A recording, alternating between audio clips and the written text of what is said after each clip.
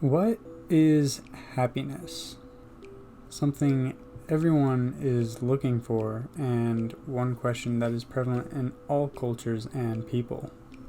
Instead of trying to answer that question in a 5-minute video, I'm going to show a few ways people over time have tried to answer it. But first, let's get a quick definition so we can know a little about what everyone's working toward.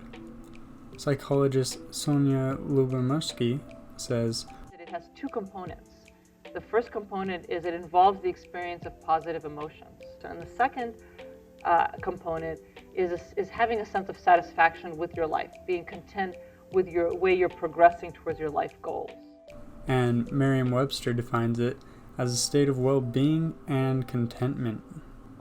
To summarize, happiness is an overall positive experience of life. So, what does this say for us who are looking for happiness? And how do we get it? If you ask most people, they would say being rich and famous, as shown in this study asking people what their top goals in life were. In summary, you could say this is a pretty materialistic approach for happiness, but a stronger commonality between these is power.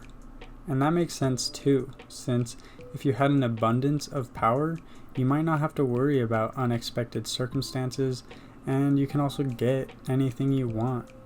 But happiness has a bit more depth than just power, because many powerful people can still be unhappy.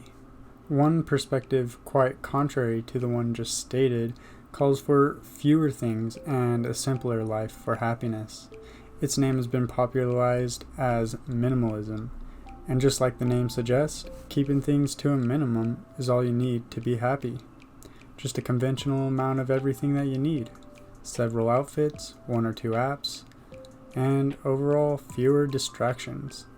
In the book Homo Deus, Yuval Harari says, in ancient times, having power meant having access to data. Today, having power means knowing what to ignore.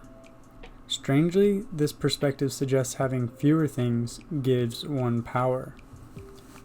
And I'm not trying to make the claim that power is the necessary ingredient for happiness, because someone might not have anything and be equally as unhappy as the man with everything.